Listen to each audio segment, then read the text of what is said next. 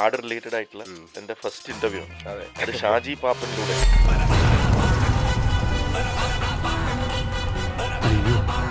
കുറച്ചും കൂടെ ലാർജർ സ്കെയിലാണ്, ഒരു കുറച്ചും കൂടെ ക്രേസി തോട്ടാണ്, ഒരു എപ്പിക് ഫാന്റസി ജോണറിലുള്ളതാണ്. You know what this is? This is a very precious and mysterious object. ആട് ഫാൻസിന് ഒരിക്കലും നിരാശപ്പെടേണ്ടി വരില്ല. കാരണം പാപ്പനും ഡൂഡും ഷമീറും എല്ലാവരും അവിടെ ശക്തമായി തന്നെ നിലനിൽക്കുന്നുണ്ട്. അയ്യടാ, നീ ടാറും കൊണ്ടാണോടാ പല്ല് തേക്കുന്നത്? എന്താണിത് സമീര? ഒരു ചേസിന് പോകുമ്പോഴെങ്കിലും നല്ല ടയർ വാങ്ങിട്ടൂടെ? Sorry. Not Sulaiman. ദാമോദരൻ ഉണ്ണിമകൻ ടിൽമൻ എടക്കുറ്റി. ആടിലെ ക്യാരക്ടേഴ്സിനെ എല്ലാവർക്കും ഇഷ്ടമാണ്, അതല്ലേ? ഞാൻ ആട് 2 എടുക്കാനുണ്ടായ റീസൺ തന്നെ സോഷ്യൽ മീഡിയ നോക്കുമ്പോൾ ആളുകൾ അതേപോലെ ഡ്രസ് ചെയ്യുന്നു, അതേ ഡയലോഗ്സ് പറയുന്നു. അപ്പം ആ ക്യാരക്ടേഴ്സിനെ ആളുകൾ ഇഷ്ടപ്പെട്ടു. ആ ക്യാരക്ടേഴ്സിനെ എടുത്ത് നമ്മൾ നല്ലൊരു സ്റ്റോറി ഉണ്ടാക്കിയിരുന്നു. പക്ഷെ ഇതിനകത്തുള്ള ഡിഫറൻസ് എന്ന് പറയുന്നത് വേറൊരു പ്ലോട്ടും കൂടെ അതിനകത്ത് വരുന്നുണ്ട്. സോ ഓൾമോസ്റ്റ് 2 years ഓഫ് എഫേർട്ടാണ് ആട് 3 എന്ന് പറയുന്നത്. എൻ്റെ 5 പടം ചെയ്യേണ്ട ഒരു എഫേർട്ട് ഈ ഒരു പടത്തിൽ എടുത്തിട്ടുണ്ട്. So we got affected by rains, huge sets, ഭയങ്കര ഒരുപാട് ജൂനിയർ ആർട്ടിസ്റ്റ്, ഒരുപാട് പ്രോപ്പർട്ടീസ്, ഒരുപാട് കഷ്ടപ്പെട്ട് ഒരുപാട് പൈസ ഇൻവെസ്റ്റ് ചെയ്തിരിക്കുന്ന പടമാണ്. സഹായിക്കണം.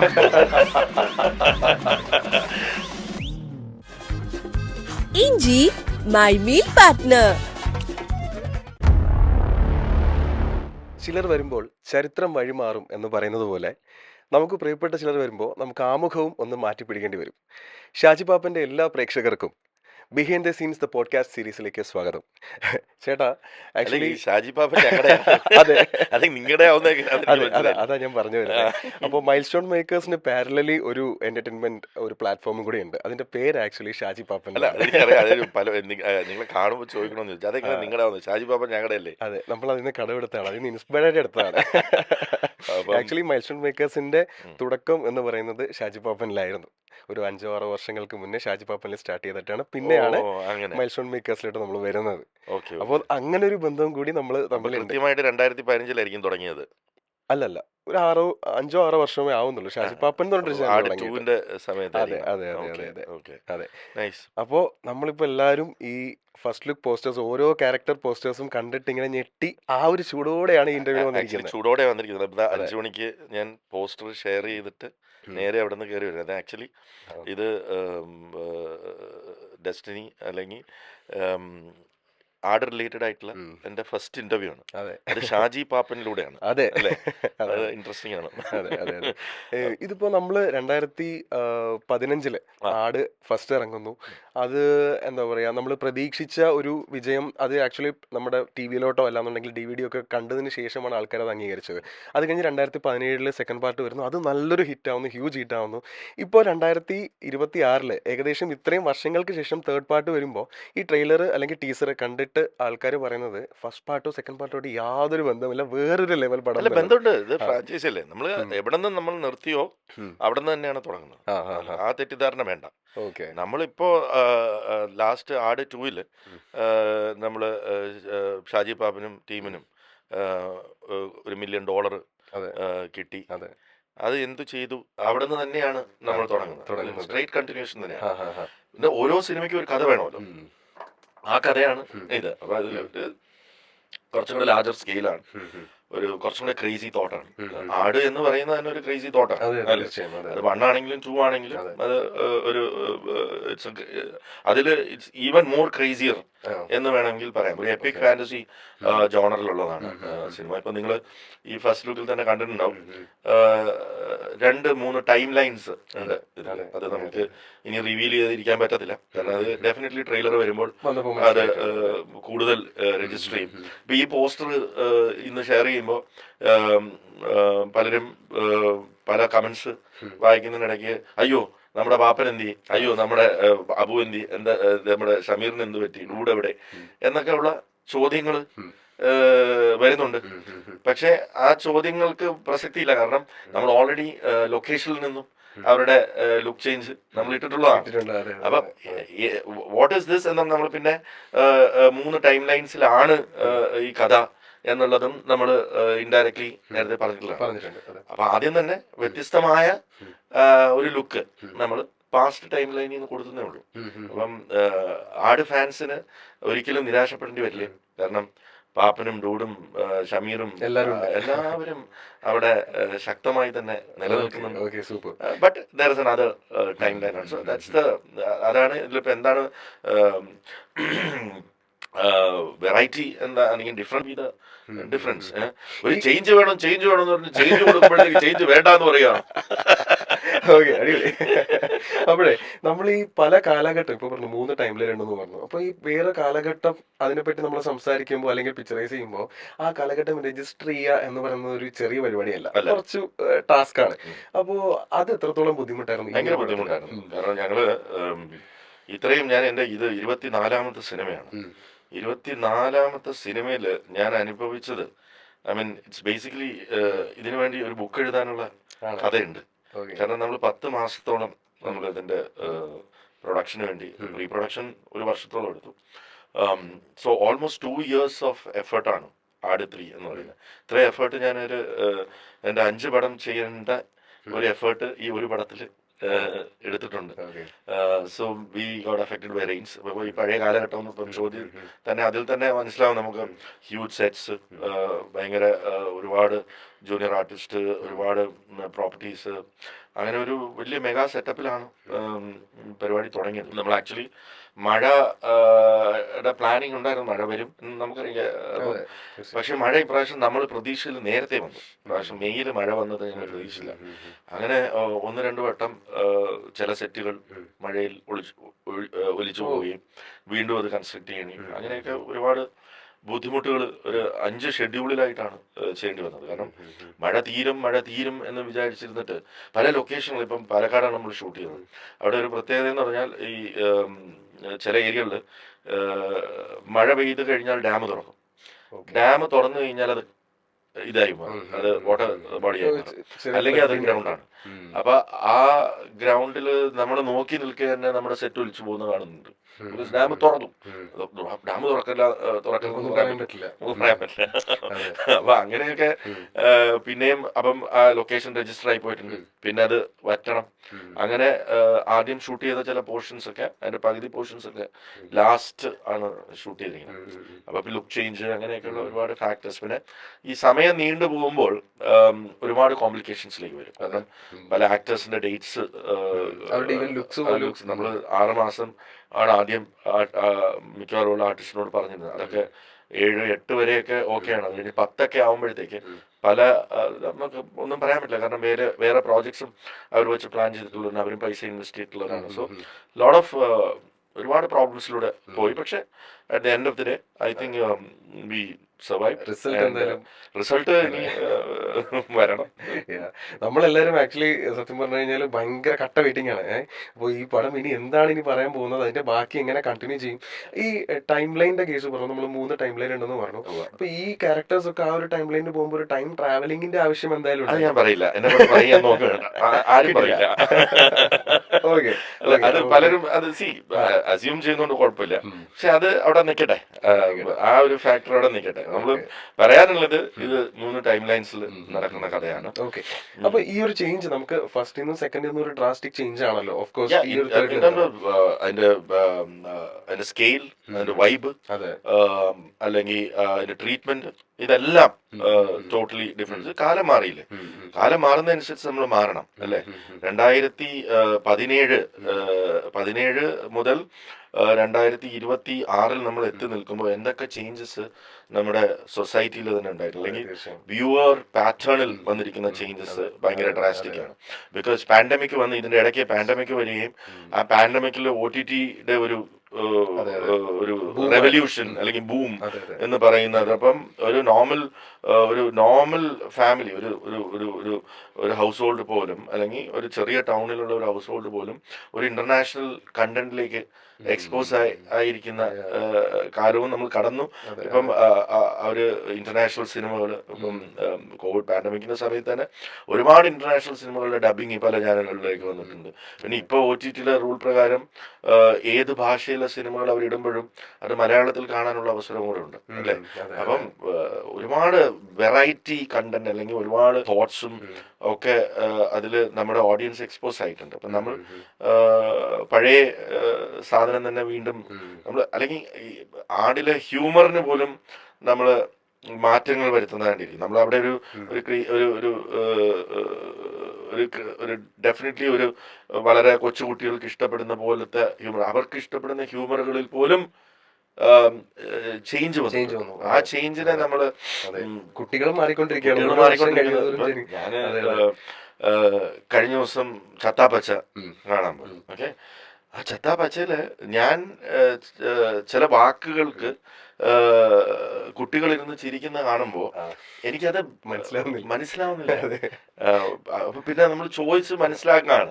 അപ്പം അതിനെ നമ്മൾ അപ്ഡേറ്റ് ചെയ്യേണ്ട പല കാര്യങ്ങളുണ്ട്. ഇപ്പം നമ്മൾ മാക്സിമം ഞാൻ എൻ്റെ മകനിൽ നിന്നോ അവൻ്റെ കൂട്ടുകാരിൽ നിന്നോ അവർ സംസാരിക്കുന്ന ഭാഷ ഒക്കെ അപ്ഡേറ്റ് ചെയ്യുന്നുണ്ടെങ്കിലും അപ്ഡേറ്റ് ചെയ്തുകൊണ്ടേയിരിക്കണം. അപ്പൊ അങ്ങനെയുള്ള ചില അപ്ഡേഷൻസ് മാക്സിമം നമ്മൾ പഴയ ഹ്യൂമറിൽ നിന്നും മാറി എന്നാൽ അത് ഓഡിയൻസ് ഉണ്ട്, അത് ഇഷ്ടപ്പെടുന്ന ആ ഇന്നസെന്റ് ഹ്യൂമർ ഇഷ്ടപ്പെടുന്ന ഒരു ഓഡിയൻസ് ഉണ്ട്. അപ്പൊ കുറെയൊക്കെ നിലനിർത്തിയും കുറെയൊക്കെ അപ്ഡേറ്റ് ചെയ്തിട്ട് മിഥുൻ അത് മാക്സിമം ശ്രമിച്ചിട്ടുണ്ട്. Okay, super. ഈ കാലഘട്ടം രജിസ്റ്റർ ചെയ്യുന്നതിനോടൊപ്പം തന്നെ ഇവരുടെ ലുക്സും രജിസ്റ്റർ ചെയ്യാന്നുള്ളതും വേറൊരു ടാസ്ക് അല്ലെ.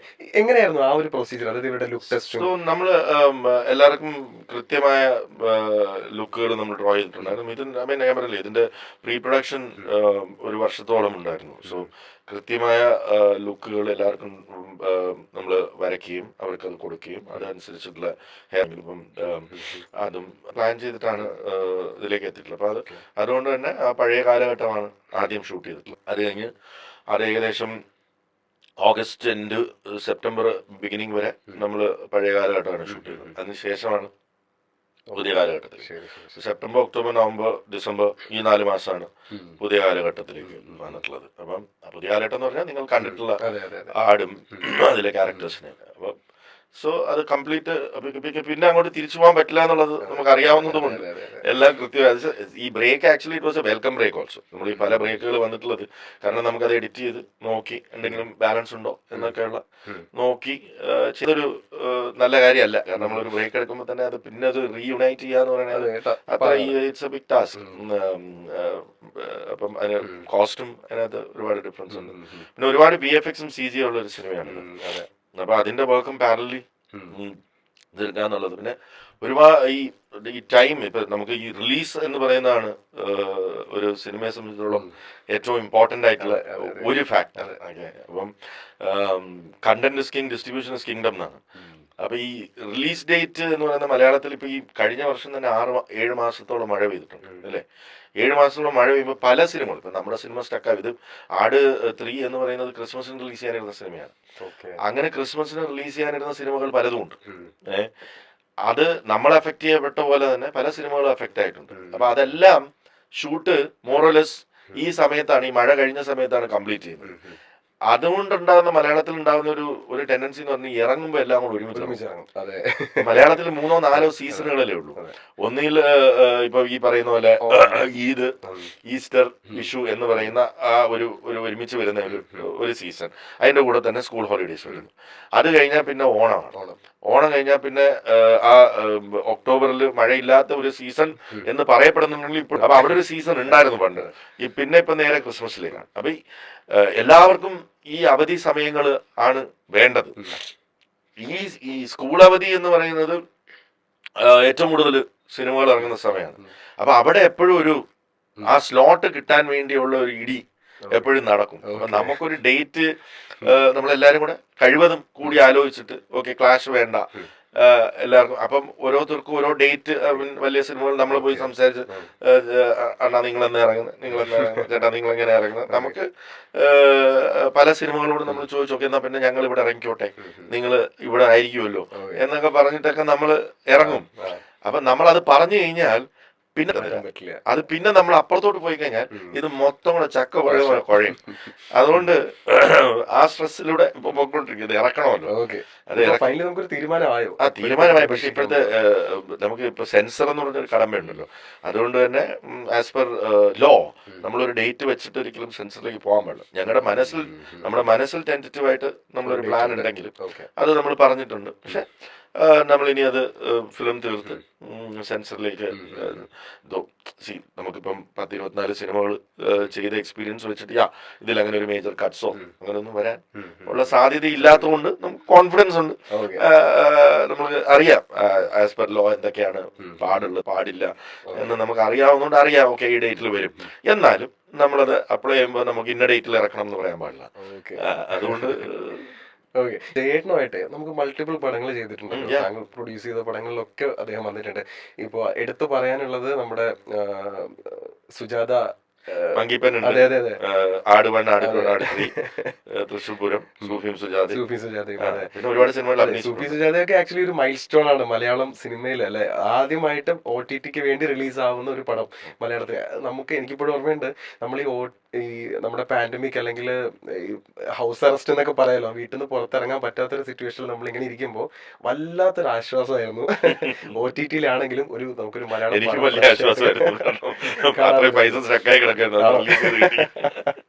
അത് അതൊരു ഒരു ഒരു വല്ലാത്തൊരു മൂടുള്ള ഒരു പടമായിരുന്നു. ഞാൻ എപ്പോഴെങ്കിലും താങ്കളെ കാണുമ്പോൾ ഡെസ്റ്റിനി OTTയിൽ ഇറങ്ങുക എന്നുള്ളത്, അത് നമ്മളൊരു ആ സ്റ്റോറി കേട്ട് ഇഷ്ടപ്പെട്ട് ഞാൻ കമ്മിറ്റ് ചെയ്തൊരു സിനിമയാണ്. ആക്ച്വലി 5 വർഷത്തോളം ആ സിനിമയ്ക്ക് വേണ്ടി വെയിറ്റ് ചെയ്തു.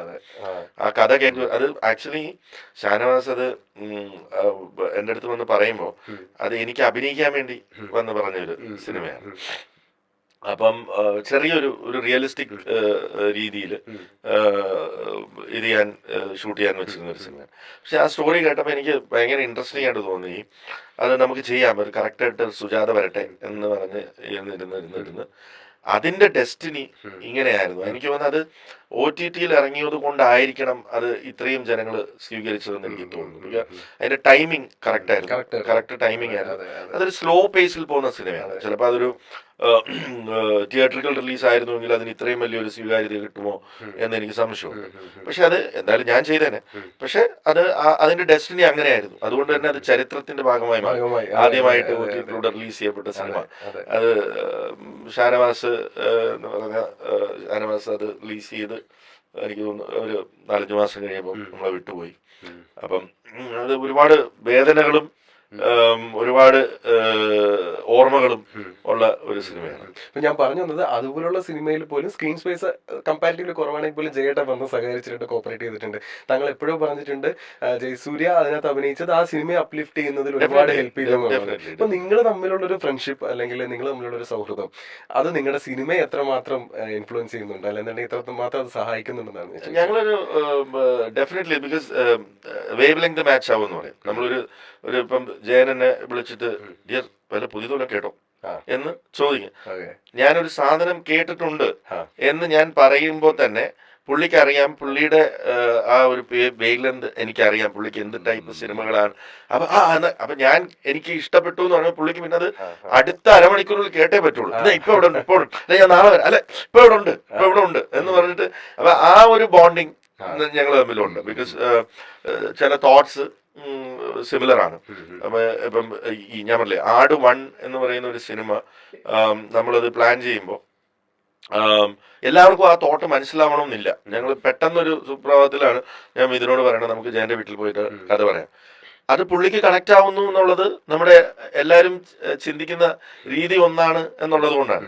അത് ഇപ്പം ഇത്രയും വലിയൊരു ഫ്രാഞ്ചൈസി ആയി അത് മാറും എന്ന് പ്രതീക്ഷിച്ചിട്ടല്ല നമ്മൾ അന്ന് അത് ചെയ്യുന്നത്. അപ്പം ആ ഒരു ബോണ്ടിങ് നമ്മൾ തമ്മിലുണ്ട്. എന്ന് വെച്ച് ഞങ്ങളിപ്പോൾ ഡെയിലി കാണുന്ന സുഹൃത്തുക്കളോ അങ്ങനെയൊന്നും അല്ല. We have A very strong bonding എന്ന് പറയുന്ന ഒരു പ്രൊഫഷണൽ ബോണ്ടിങ് ഉണ്ട്. അതോടൊപ്പം തന്നെ ട്രസ്റ്റ് ഉണ്ട്. നമ്മളൊരു കഥ പറയുമ്പോൾ അതിൽ ഞാൻ വിശ്വസിക്കുന്നു എന്ന് പറയുമ്പോൾ ഞാൻ ചിലപ്പോഴൊക്കെ അത് വിട്ടു തരാറുണ്ട്. ലൈക്ക് ഡിയറിന് ഓക്കെ അല്ലേ, ലീവ് ഇറ്റ് ടു മീ എന്ന് പറയാറുണ്ട് ഞാൻ. അപ്പം അത് പുള്ളി ട്രസ്റ്റ് ചെയ്യാറുണ്ട്.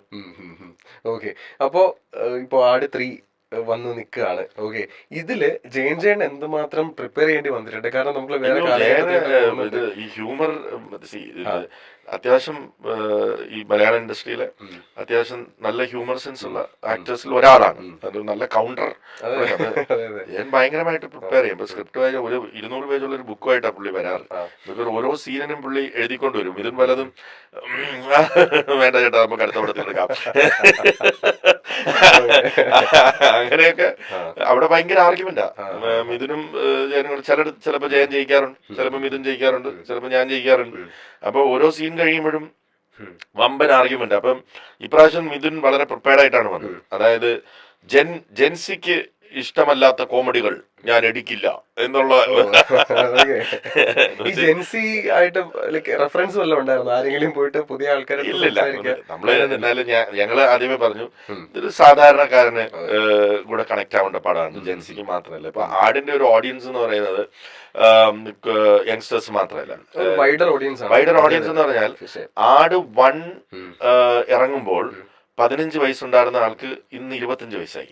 അന്ന് 25 വയസ്സാണെങ്കിൽ 35 അല്ലേ? അപ്പൊ അന്ന് കൂടെ അവര് ആ കാലഘട്ടത്തിൽ ഉണ്ടായിരുന്നു. അപ്പം അന്ന് 40 വയസ്സുണ്ടായിരുന്ന ആൾക്ക് ഇന്ന് 50 വയസ്സാണ് അല്ലേ? അപ്പം എന്നാൽ അന്ന് 5 വയസ്സുണ്ടായിരുന്ന ഒരു കുട്ടി ആട് 1 കണ്ടിട്ടുണ്ടോ എന്നറിയില്ല. അവർക്കിന്ന് 15 വയസ്സാണ്. അപ്പൊ നമുക്ക് എല്ലാ ഓഡിയൻസിനെയും കേറ്റർ ചെയ്യണം. അവര് ഇപ്പൊ പോയിട്ടായിരിക്കും ചിലപ്പോ ആട് 1 ആട് 2 കാണുക. അപ്പൊ അവർക്ക് അത് കണക്ട് ആയാൽ ഇത് ഇറക്കാം. അപ്പം നമ്മളൊരു ബാലൻസിങ് ആക്ട് അവർക്ക് കണക്ട് ആയില്ലോ നമുക്ക് അറിയില്ലല്ലോ. അപ്പൊ നമ്മളൊരു ബാലൻസിങ് ആക്ട് ഇതിനകത്ത് വെക്കേണ്ടിയിരിക്കുന്നു. ഈ ആട് 1ഉം 2ഉം കാണാത്ത ഒരാൾക്ക് ഫ്രഷ് ആയിട്ട് വന്ന് 3 കാണുവാണെന്നുണ്ടെങ്കിൽ അവർക്ക് അത് വർക്കാവും. ഡെഫിനറ്റ്ലി വർക്കാവും. കാരണം പക്ഷെ അത് കൂടുതൽ എൻജോയ് ചെയ്യാൻ പറ്റുക ആ ക്യാരക്ടേഴ്സിന്റെ ഒരു അവരുടെ സ്വഭാവം എന്താണെന്നും, പാപ്പന് നടുവേദന ഉണ്ടെന്നുള്ളത്, പിന്നെ ക്ലീറ്റസിന് എങ്ങനെയാണ് വട്ടായതെന്നുള്ളത്, ഇടയ്ക്ക് കിളി വരും ഇടയ്ക്ക് കിളി പോവും എന്നുള്ളത് മനസ്സിലാക്കിയാൽ കുറച്ചും കൂടെ എൻജോയ് ചെയ്യാം. പിന്നെ കൈപ്പുഴ കുഞ്ഞപ്പനും മറ്റേ ഈ പുള്ളിയായിട്ടുള്ള ബന്ധം, ഇവിടെ അബുവായിട്ടുള്ള ബന്ധം എന്താണെന്ന് അറിഞ്ഞാലല്ലേ കൈപ്പുഴ കുഞ്ഞപ്പനെ പിന്നെ കാണുമ്പോൾ ഉള്ള. അപ്പൊ അങ്ങനെയുള്ള ചില കാര്യങ്ങള് ആട് 1ഉം ആട് 2ഉം കണ്ടു കഴിഞ്ഞാൽ പിന്നെ ഈ നമ്മുടെ ഡൂഡു മലേഷ്യയിൽ നിന്ന് ഇവിടെ സ്റ്റക്കായിരിക്കുകയാണെന്നുള്ളത്, അല്ലെങ്കിൽ കോട്ടിട്ട് എന്തിനാ പുള്ളി പോയിട്ടില്ലല്ലോ. അപ്പൊ അങ്ങനെയുള്ള കാര്യങ്ങളും കൂടെ മനസ്സിലാക്കിയാൽ ആസ് എ സ്റ്റോറി ഡെഫിനറ്റ്ലി ഒരാൾക്ക് എൻ്റർ ചെയ്ത് കാണാൻ പറ്റും. ഇതേ ചോദ്യം ഇപ്പം മലയാള സിനിമ കഴിഞ്ഞ ഒരു 6-7 വർഷത്തിനുള്ളിൽ ഒരു പാൻ ഇന്ത്യൻ ഇൻഡസ്ട്രി ആയി മാറിയിട്ടുണ്ട്. അതും ഒരുപാട് നോൺ മലയാളി ഓഡിയൻസ് OTTയുടെ വരവോടുകൂടി മലയാള സിനിമ കണ്ടിന്യൂസ് ആയിട്ട് റിലീസിന് നമ്മൾ കാണുന്ന മലയാളികൾ കാണുന്ന പോലെ തന്നെ കാണാൻ ആഗ്രഹിക്കുന്നുണ്ട്, തിയേറ്ററിൽ പോയി കാണുന്നുണ്ട്. അപ്പൊ ആ ഓഡിയൻസിനെയും കൂടെ നമ്മൾ കയ്യിലെടുക്കണം എന്നുള്ളത് കൊണ്ട് അവർക്ക് ഇപ്പൊ ഒരു നമ്മുടെ ട്രെയിലർ വരുമ്പോൾ വാട്ട് ഇസ് ദിസ് എന്ന് ചോദിക്കാനുള്ളൊരു ടെൻഡൻസി ഉണ്ട്. I know for a fact that ഇപ്പൊ നമ്മള് ഈ ആട് 2ന് ഒരു ചരിത്രം കൂടുണ്ട്. അതായത് മലയാളം ആർക്കും അറിയുന്നുണ്ട്, മലയാളത്തിൽ നിന്ന് ആദ്യമായിട്ട് ഒരു OTT പ്ലാറ്റ്ഫോം എടുത്ത മലയാള പടം ആടാണ്. ആട് 2 ആണ്. OTT നെറ്റ്ഫ്ലിക്സ് ഇവിടെ ലോഞ്ച് ഒഫീഷ്യലി ലോഞ്ച് ചെയ്യുന്നതിന് മുമ്പ് ആട് 2 ഞാൻ സെല് ചെയ്യുമ്പോൾ അതിന്റെ ഡിജിറ്റൽ റൈറ്റ്സ് ഞാൻ കീപ്പ് ചെയ്യുകയുണ്ടായി. അത് ആദ്യമായിട്ടാണ് അങ്ങനെ ഒരു ഇത് ഉണ്ടായത്. അത് നെഗോസിയേഷന്റെ ഭാഗമായിട്ട് ഞാൻ കീപ്പ് ചെയ്തതാണ്. ഇവിടെ OTT പ്ലാറ്റ്ഫോം ഫ്യൂച്ചറിൽ അത് വരും എന്നുള്ളതുകൊണ്ട് ഞാൻ അങ്ങനെ നെറ്റ്ഫ്ലിക്സ് US-ഉമായിട്ട് ഇമെയിലിലൂടെ ബന്ധപ്പെടുകയും ഇങ്ങനെ ഒരു പടം, അപ്പൊ എന്റെ കൂടെ വർക്ക് ചെയ്ത ഒരു കൊലീഗാണെന്ന് നെറ്റ്ഫ്ലിക്സ് അവിടെ ഹെഡ് ചെയ്യുന്നത്. അപ്പൊ അവർ പറഞ്ഞു ഞങ്ങളിങ്ങനെ ലോഞ്ച് ചെയ്യാൻ പോവുകയാണ്. I said can you please look into this എന്ന് പറഞ്ഞ് ഞാൻ എല്ലാ കാര്യങ്ങളും അയച്ചു കൊടുത്തു. അതിന്റെ ബോക്സ് ഓഫീസ് റിപ്പോർട്ട്സ് അയച്ചു കൊടുത്തു. Like it's a huge success. So അങ്ങനെ അവരുമായിട്ട് അവിടെ US-ഉമായിട്ടാണ് എഗ്രിമെന്റ് ആണ്. എനിക്കൊന്ന് probably I am not sure about it, but probably Aadu 2 is the first film that Netflix ever bought in India, മലയാളത്തിൽ. അപ്പൊ ആ സിനിമ 3 വർഷത്തേക്കാണ് കൊടുത്തത്. അപ്പൊ അതിന്റെ റൈറ്റ്സ് ഇപ്പം നമ്മുടെ ഇതിലേക്ക് തിരിച്ചു വന്നു. അതിപ്പം ഞാൻ ഹോൾഡ് ചെയ്യുന്നുണ്ട്.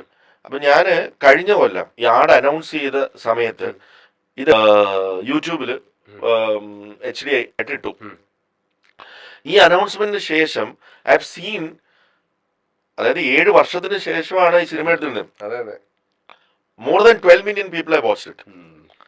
ആൻഡ് അതിൽ നമ്മൾ നോക്കുമ്പോൾ കൂടുതലും അതർ സ്റ്റേറ്റ്സിൽ നിന്നുള്ള വ്യൂഷിപ്പ് ആണ് വരുന്നത്. അപ്പം അത് വിത്ത് സബ് ടൈറ്റിൽസ് ആണ്. അപ്പം അതുകൊണ്ട് തന്നെ നമ്മളിപ്പം ഈ ആട് 2 നമ്മൾ എല്ലാ ഭാഷകളിലും ഡബ് ചെയ്തിട്ട് പ്രോബബ്ലി ഇപ്പം നമ്മൾ ആട് 3 ഒരു പ്ലാറ്റ്ഫോമായിട്ട് ഡിസ്കസ് ചെയ്തത് ആവുകയാണെന്നുണ്ടെങ്കിൽ ആ പ്ലാറ്റ്ഫോമിൽ തന്നെ നമുക്ക് ഈ 4 ലാംഗ്വേജസ് ഡബ് ചെയ്ത് ഇടാം.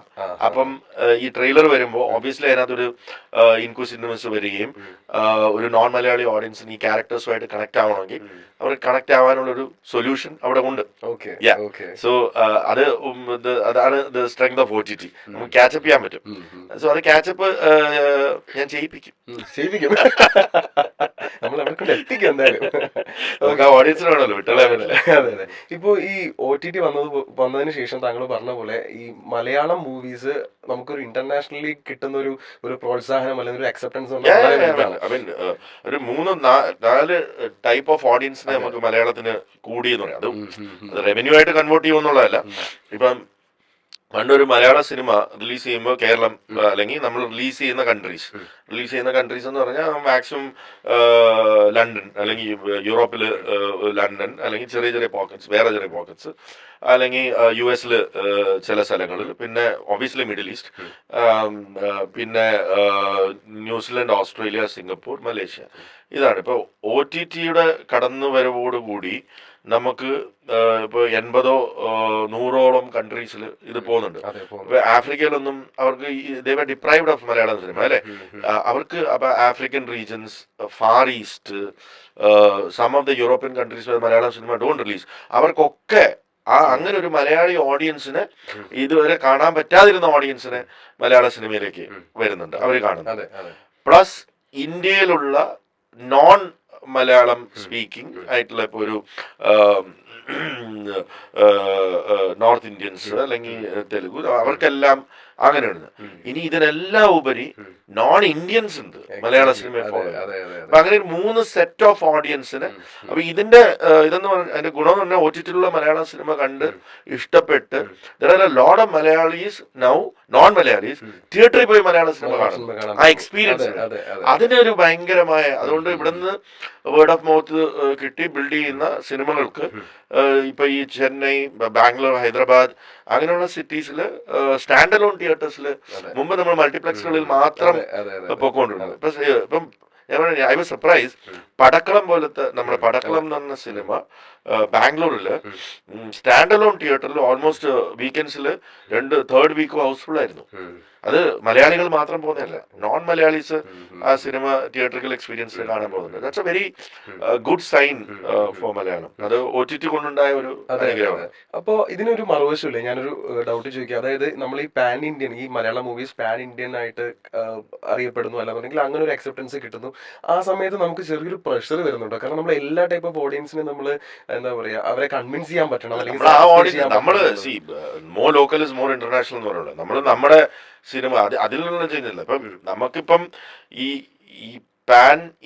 ഇവിടെ ഇരുന്നുകൊണ്ടൊരു പാൻ ഇന്ത്യൻ സിനിമ ഉണ്ടാക്കാൻ ശ്രമിക്കുന്നതിലാണ് തെറ്റ്. നമ്മള് more local is more international. നമ്മൾ മലയാള സിനിമയ്ക്ക് അങ്ങനെ ഒരു പേരുണ്ടാക്കി തന്നത് നമ്മൾ ചെയ്തുകൊണ്ടിരുന്ന പാറ്റേൺ ഓഫ് കണ്ടന്റ് ആണ് അല്ലെ. നമ്മൾ അവരെ കോപ്പി ചെയ്ത് അവര് ചെയ്യുന്ന പോലത്തെ സിനിമകൾ ചെയ്യാൻ തുടങ്ങിയാൽ അത് മാറിക്കിട്ടും അല്ലേ. സോ നമ്മൾ സ്കെയിലും അതിന്റെ ഒരു ഇതും കൂട്ടുക എന്നല്ലാതെ സ്റ്റോറി ടെല്ലിങ്ങില് മാറ്റം വരരുത് എന്നുള്ളത്. ഇന്നോവേറ്റീവ് ആയിട്ടുള്ള നമ്മൾ പറഞ്ഞുകൊണ്ടിരുന്ന സ്റ്റോറീസ് അല്ലെങ്കിൽ പറഞ്ഞുകൊണ്ടിരുന്ന രീതിയിൽ തന്നെ സ്റ്റോറീസ് വേണം. ഒബ്വിയസ്ലി നമ്മളിപ്പം ഗ്ലോബൽ സ്റ്റാൻഡേർഡ്സ് മാച്ച് ചെയ്യാനായിട്ട് നമ്മളത് ടെക്നിക്കലി മാറ്റുന്നുണ്ട്. അതിന്റെ ബഡ്ജറ്റ്സ് അതിപ്പം നടക്കുന്നുണ്ട്. ഇപ്പം നമ്മള് 10 വർഷം മുമ്പ് ആട് ചെയ്യുമ്പോൾ ഈ ബഡ്ജറ്റിലല്ല ചെയ്യുന്നത്. ഇപ്പൊ ഈ ബഡ്ജറ്റിലേക്ക് വരുന്നതെന്ന് പറഞ്ഞാൽ ബിക്കോസ് ഓഫ് ദാറ്റ് കാലം മാറി. ഇനി തിയേറ്റർ എക്സ്പീരിയൻസ് അല്ലെങ്കിൽ ആളുകൾ കാണുന്നവരുടെ പാറ്റേൺ മാറി. അപ്പൊ അതിനനുസരിച്ച് നമ്മൾ പക്ഷെ അതൊക്കെ കൊണ്ടായിരിക്കും മിന്നൽ മുരളി പോലുള്ള സിനിമ നമുക്കൊരു സ്പൈഡർമാൻ ചെയ്യാൻ പറ്റില്ല, നമ്മുടെ നാട്ടിൽ റിലേറ്റ് നമ്മൾ നമ്മുടെ exactly what I said, more local is more international. അതെ സൂപ്പർ. ഓക്കെ, അപ്പോ നേരത്തെ പറഞ്ഞു ഈ ഇതിന്റെ ത്രൂ ഔട്ട് ദ പ്രോസസ്, അതായത് ഇടയ്ക്കിടയ്ക്ക് മഴ വരുന്നുണ്ടായിരുന്നു, കുറച്ച് നാശനഷ്ടങ്ങൾ ഉണ്ടാവുന്നുണ്ടായിരുന്നു, ഒലിച്ചു പോകുന്നുണ്ടായിരുന്നു. അത്യാവശ്യം നല്ല അധികം. അപ്പോ ആസ് എ പ്രൊഡ്യൂസർ ഇതുപോലുള്ള കാര്യങ്ങളൊക്കെ നടക്കുമ്പോഴത്തേനുണ്ടല്ലോ നമ്മൾ എങ്ങനെ അത് പിടിച്ചിരിക്കുന്നത്? ഞാനൊരു കസേര അങ്ങ് ഇരിക്കുവോ, നിക്കാൻ പറ്റത്തില്ല. നമ്മളിങ്ങനെ ഇത് എന്ന് വെച്ചാല് ഇങ്ങനെ മഴ പെയ്യുമ്പോ നമ്മളിങ്ങനെ നോക്കുമല്ലോ. അപ്പൊ നമ്മളിങ്ങനെ നോക്കി നിൽക്കുമ്പോ പുറകിന്ന് ആരെങ്കിലും ആരാന്ന് പോലും നമുക്കിങ്ങനെ ഞെട്ടിത്തിരിച്ചിരിക്കണം, തലയൊക്കെ പറ്റില്ല, എന്ത് ചെയ്യും പണ്ടാറെന്ന് വിചാരിച്ചിങ്ങനെ ഇരിക്കുകയാണ്. അപ്പം ആരെങ്കിലും വന്ന് ചോദിക്കും വിജയ് സാർ എവിടെയാ? ഞാൻ ഇങ്ങനെ ഒരു നോട്ടം നോക്കും. പണ്ട് യാത്ര എന്ന് പറഞ്ഞ സിനിമയില് ഇങ്ങനെ മഴ പെയ്യുമ്പോ ആന എന്താ ചെയ്യാന്ന് ചോദിക്കും. അതിനൊരു ചോദ്യം ഉണ്ടായിരുന്നു. അപ്പൊ ഞാൻ അവരോട് ചോദിക്കും, മഴ പെയ്യുമ്പോ ആന എന്താ ചെയ്യാ? നനയും. വഴിയില്ല. അപ്പൊ നമ്മളങ്ങ് നിന്നു കൊടുക്ക, പിന്നെ വരുന്നിടത്ത് വെച്ച് കാണാന്നുള്ളത്. നമുക്ക് നല്ല വിഷമം വരും, അങ്ങനെ ഹാർട്ടിൽ ചെസ്റ്റൊക്കെ ഒന്ന് ഹെവി ആവും. കാരണം പൈസ ഇങ്ങനെ നമ്മുടെ മുമ്പിൽ കൂടെ ഒലിച്ചു പോകുന്നതേ. അത് നമ്മള് സിനിമയ്ക്കുള്ളിലേക്ക് അത് ഇടുമ്പോ നമുക്ക് വിഷമം വരില്ല, കാരണം അത് സ്ക്രീനിൽ കാണാലോ. പക്ഷെ ആർക്കും ഇല്ല, അല്ലെങ്കിൽ ആരെങ്കിലും കൊടുത്താലെങ്കിലും അതിനൊരു പ്രയോജനം അല്ലേ? നമ്മൾ അറ്റ്ലീസ്റ്റ് ഒരു ചാരിറ്റിയോ അല്ലെങ്കിൽ നമ്മുടെ ആൾക്കാർക്ക് തന്നെ ഓക്കെ എന്തെങ്കിലും നമ്മൾ കൊടുത്തു കഴിഞ്ഞാൽ അതിനൊരു സന്തോഷം. പക്ഷെ ആർക്കും ഇല്ലാതെ സ്ക്രീനിലും ഇല്ല, ആർക്കും കൊടുത്തുമില്ല, അതിങ്ങനെ നമ്മുടെ മുമ്പിൽ കൂടെ ഒലിച്ചു പോകുന്ന കാണുമ്പോൾ നമുക്കൊരു ജസ്റ്റ് ഇഞ്ചി മൈ മീൽ പാർട്ട്ണർ ഒന്ന് ഹെവി ആവും, പാടാണ്. പ്രത്യേകിച്ച് ഇങ്ങനെ ഇത്രയും ഇപ്പൊ ഒരേ സമയത്ത് ഒരു ചില സെറ്റുകളിൽ 750-800 പേര് വരെ നമ്മുടെ സെറ്റിലുണ്ടായിരുന്നു, with cast, crew and junior artist. അപ്പൊ അത്രയും പേര്. അത് പ്രശ്നം എന്ന് പറഞ്ഞാൽ നമുക്ക് വിഷമം വരുന്ന ഒരു കാര്യം എന്ന് പറഞ്ഞാൽ, ഈ പഴയ കാലം ഷൂട്ട് ചെയ്യുമ്പോൾ പല ജൂനിയർ ആർട്ടിസ്റ്റുകൾക്കും നമ്മൾ ഷർട്ടൊന്നും അല്ലല്ലോ, ബെയർ ബോഡിയിലാണ്. ആൻഡ് നമ്മൾ ഒരു ബാരൻ ലാൻഡിലൊക്കെയാണ് ചിലപ്പോൾ ഷൂട്ട് ചെയ്യാം. നമുക്ക് വിഷമം എന്ന് പറയുന്നത്, ഈ മഴ പെയ്യുമ്പോൾ എല്ലാവരും കൂടെ ഓടും. ഇവർക്ക് എല്ലാവർക്കും പോയി നിൽക്കാനുള്ള ഒരു തണല്. ആക്സിഡൻസിന്റെ കാലിലൊക്കെ നമ്മളത് പ്രൊട്ടക്ട് സെക്യൂർ ചെയ്യാറുണ്ട്. പക്ഷെ ഇവര് പെട്ടെന്ന് ഓടുന്ന എവിടെ നിൽക്കുന്ന പോയി ഞാൻ അതിൽ വറിയിടാം. അപ്പൊ നമ്മൾ പിന്നെ മാക്സിമം ടെന്റുകൾ ഇട്ട് റെഡിയാക്കി മഴ പെയ്താൽ അങ്ങോട്ട് പോയി നിൽക്കാനും ഒക്കെ ഉള്ള പ്രൊവിഷൻസ് നമ്മൾ ചെയ്യും. പക്ഷെ ഇതൊക്കെ കാണുമ്പോൾ നമുക്ക് ഭയങ്കര വിഷമം. എന്ന് വെച്ചാൽ പെട്ടെന്ന് എക്സ്ട്രീമാണ്, പെട്ടെന്ന് നല്ല പൊള്ളുന്ന വെയിലുമായിരിക്കും, പെട്ടെന്ന് ഒരു മഴയും പെയ്യും, അപ്പൊ അസുഖങ്ങൾ വരാം. അങ്ങനെയൊക്കെയുള്ള ആർക്കും അതൊക്കെ നമ്മൾ നോക്കണമല്ലോ. ഒരാൾക്ക് അസുഖം വന്നാൽ മതി, ഒന്ന് അവർക്ക് അസുഖം വരുന്നതിന്റെ വിഷമം, രണ്ട് നമ്മുടെ ഷൂട്ട് നിന്നു പോകുന്നതിന്റെ കുഴപ്പം. നമ്മുടെ ക്യാമറമാനോ ഡയറക്ടറിനോ അസോസിയേറ്റിനോ ആർക്ക് വന്നാലും നമുക്ക് പ്രോബ്ലം അല്ലേ. പിന്നെ അങ്ങനെ ഒരുപാട് ബുദ്ധിമുട്ടുകൾ ഈ സിനിമയിൽ ഒരുപാട് സ്ട്രെസ് അനുഭവിച്ചിട്ടുണ്ട്. ഈ സെറ്റും അല്ലാന്നുണ്ടെങ്കിൽ ലൊക്കേഷനൊക്കെ ആക്ച്വലി എവിടെയായിരുന്നു? പാലക്കാടാണ് നമ്മൾ പ്രൈമറിലി പാസ്റ്റ് ഷൂട്ട് ചെയ്തിട്ടുള്ളത്. ബിക്കോസ് പാലക്കാടാണ് നമുക്ക് കുറെ ഈ മൊബൈൽ ടവർ ഇല്ലാത്ത ലൊക്കേഷൻസ് കുറെ കിട്ടാൻ എളുപ്പമുള്ള. അതുകൊണ്ടാണ് മിക്കവാറും ഈ ഏരിയ പൊള്ളാച്ചി പാലക്കാട് ഏരിയയിൽ നമുക്ക് കുറെ കൂടെ ഒക്കെ അങ്ങനെ ഈ പഴയകാലം ഷൂട്ട് ചെയ്യണമെങ്കിൽ നമുക്ക് ഇതെല്ലാം നോക്കണമല്ലോ. അപ്പൊ അവിടെ കിട്ടാൻ കുറെ ലൊക്കേഷൻസ് അവൈലബിൾ ആണ്. അതുകൊണ്ട് ഈ പുരാതന കാലം കൂടുതലും പാലക്കാടായിരുന്നു. പിന്നെ നമ്മുടെ പ്രസന്റിലേക്ക് വരുമ്പോൾ ഹൈ റേഞ്ച് തന്നെയാണല്ലോ. അപ്പം ഈ തൊടുപുഴ, ഈരാറ്റുപേട്ട അങ്ങനെയുള്ള അവിടെയായിരുന്നു പ്രസന്റ് മൊത്തം. പിന്നെ നാഗർകോവിലിൽ ഷൂട്ട് ചെയ്തിട്ടുണ്ട്, തിരുവനന്തപുരത്ത് കുറച്ച് ഷൂട്ട് ചെയ്തിട്ടുണ്ട്. പിന്നെ പല പല ലൊക്കേഷനിൽ ഒരു ജിപ്സി ലൈഫ് ആയിരുന്നു. നമ്മൾ നേരത്തെ പറഞ്ഞല്ലോ, ഈ നമ്മൾ വർക്ക് ചെയ്യുന്ന പടത്തിന്റെ സ്ക്രിപ്റ്റില് എന്തൊരു അപ്ഡേഷൻ വന്നാലും ഏത് ഉറക്കത്തിൽ വിളിച്ച് ചോദിച്ചാലും നമുക്കത് അവെയർ ആയിരിക്കും അല്ലെങ്കിൽ അപ്ഡേറ്റഡ് ആയിരിക്കും എന്നുള്ളത്. ഞാൻ ചോദിച്ചോട്ടെ, ഏത് ഉറക്കത്തിലും വിളിച്ച് ഞാനിപ്പോ ചോദിക്കുവാണ്, താങ്കൾക്ക് ഇന്ന് വരെ വേൾഡിൽ കണ്ടതിൽ ഏറ്റവും ഇഷ്ടപ്പെട്ട ഒരു ആർട്ടിസ്റ്റിന്റെ പേര് പറയാൻ പറഞ്ഞാൽ, റിഗാർഡ്ലെസ് ഓഫ് ജെൻഡർ, ഈ ഇന്ന ഒരാൾ ഞാൻ ഏത് ഉറക്കത്തിൽ വിളിച്ചാലും എന്റെ മനസ്സിൽ വരുന്ന ഈ ഒരു പേര് എന്ന് പറഞ്ഞൊരു പേരുണ്ടോ? അല്ല, ഞാന് പേഴ്സണലി നമ്മളൊക്കെ കണ്ടു വളർന്നത് എന്ന് പറയുന്നത് ലാലേട്ടനും മമ്മൂക്കയും ആണ്.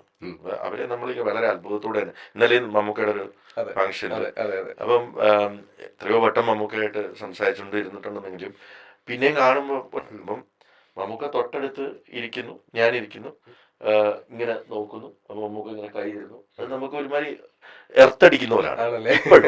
അപ്പം ലാലേട്ടനും അത് തന്നെ. ലാലേട്ടനായിട്ട് വളരെ അടുത്ത സൗഹൃദം കൊണ്ട് ഒരുപാട് സിനിമകളിൽ അഭിനയിച്ചിട്ടുണ്ട്, സിനിമ പ്രൊഡ്യൂസ് ചെയ്തിട്ടുണ്ട്, ട്രാവൽ ചെയ്തിട്ടുണ്ട്. എന്നാലും ഇവരെ രണ്ടുപേരെയും ഇപ്പോഴും കാണുമ്പോൾ നമുക്ക് ഒരു എന്തോ ഒരു ഇങ്ങനെ ഒരു ഷോക്ക് അടിക്കുന്ന പോലെ ഒരു അത്ഭുതം തന്നെയാണ്. അപ്പം and we grew seeing them. നമ്മള് നമ്മുടെ എല്ലാവരുടെയും എല്ലാ മലയാളികളുടെ ഉള്ളിലും ഒരു ലാലേട്ടനോ മമ്മൂക്കയോ ഉണ്ട്. അല്ലേ? 100%. നമ്മൾ പറയുന്ന ഭാഷയിലും നമ്മൾ സംസാരിക്കുന്ന ഭാഷയിലും നമ്മൾ ബോഡി ലാംഗ്വേജ് എല്ലാവരുടെ ഉള്ളിലും ഒരു ലാലേട്ടനോ മമ്മൂക്കയുണ്ട്. അല്ലേ? ഇല്ലെന്നില്ല. അവര് രണ്ടുപേരും നമ്മളെ ഒരുപാട് രീതിയിൽ ഇൻഫ്ലുവൻസ് ചെയ്തിട്ടുണ്ട്. സോ ബേസിക്കലി ഐസ് ക്ലോസ്ഡ് അവർ രണ്ടുപേരും തന്നെയാണ്. എന്നാലും ഞാനൊരു I M A hard core Kamal Haasan fan, hard core. പിന്നെ എനിക്ക് എത്ര കണ്ടാലും മതി വരാത്ത ഒരു ആക്ടർ എന്ന് പറയുന്നത് ജഗതി ചേട്ടനാണ്. എത്ര കണ്ടാലും അത് ഞാൻ സ്ട്രെസ് വരുമ്പോ ഒക്കെ ജഗതി ശ്രീകുമാർ കോമഡി സീൻസ് എന്ന് പറഞ്ഞ് ഇട്ട് അത് പുള്ളിയുടെ ഒരു കൈൻഡ് ഓഫ് ഇംപ്രവൈസേഷൻ. പുള്ളി ഇരിക്കുന്നിടത്ത് എന്തെങ്കിലും ഒരു പ്രോപ്പർട്ടി എടുത്തിട്ട് പുള്ളി അതിനെ ഒരു ഇപ്പൊ ഒരു കോമഡി സീൻ കണ്ട ഒരു സദ്യ കഴിച്ചോണ്ടിരിക്കുകയാണ്. അപ്പൊ ഇവിടെ പുള്ളിയുടെ എവിടെയാണ് ക്യാമറ വെച്ചിരിക്കുന്നത്, ഒന്നുമില്ല. അപ്പം ഇങ്ങനെ വിളമ്പിക്കൊണ്ടിരിക്കുകയാണ്. പുള്ളി ആ ഇലയിലിരിക്കുന്ന പപ്പടം എടുത്തിട്ട് ഇങ്ങനെ വീശിടും. ഒരു കാര്യമില്ല. അതാരും പറഞ്ഞു കൊടുത്തതല്ല, ഡയറക്ടർ എന്തായാലും പറഞ്ഞില്ല പപ്പടം എടുത്തൊന്നും വീശുന്നില്ല. പുള്ളി അവിടെ നിന്ന് വീശിയിട്ട് അതവിടെ വെക്കും. ആ ഒരു ചെറിയ ബാക്ക്ഗ്രൗണ്ടിലൊക്കെ നിന്നിട്ട് എന്തെങ്കിലും എന്തായി മനുഷ്യൻ ചെയ്യാൻ.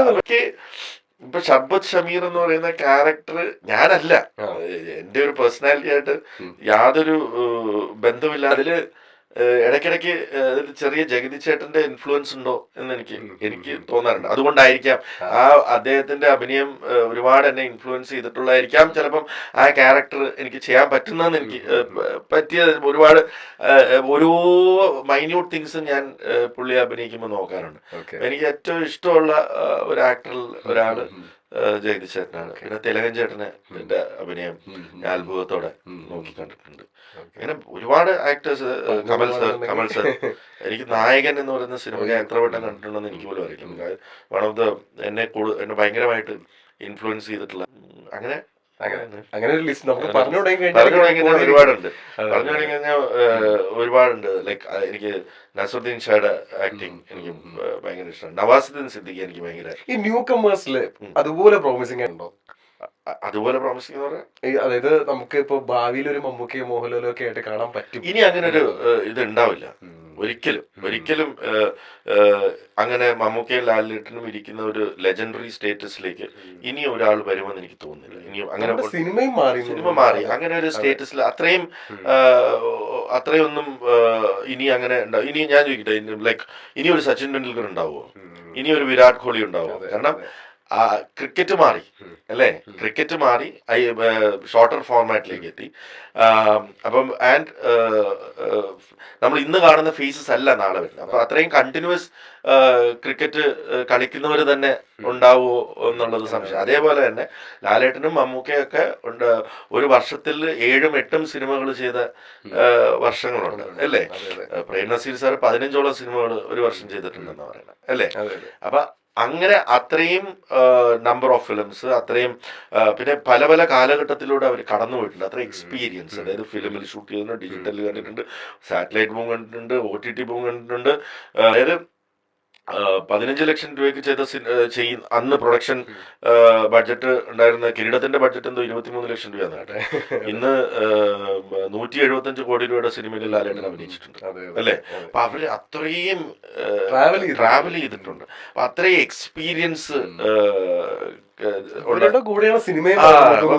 അങ്ങനെ ഒരു ലെജൻഡറി സ്റ്റേറ്റസിലേക്ക് ഇനി ഒരാളും എത്തുന്നുണ്ട്.